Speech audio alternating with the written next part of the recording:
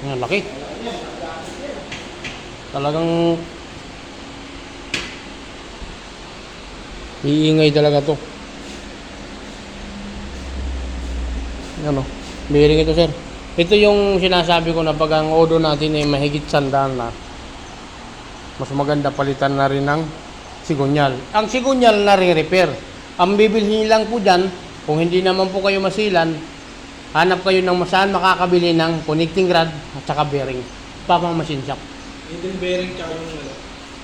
Kasi dati, sir, may ginawa rin akong ganito. Mahigit 200 na nga yun nung tinakbo. Naka-4 na ata yun na top overhaul. Laging top overhaul. Nung pinagawa niya sa iba, kasi naabutan siya pagkasira doon sa malayo, ang ginawa niya, pinatop overhaul.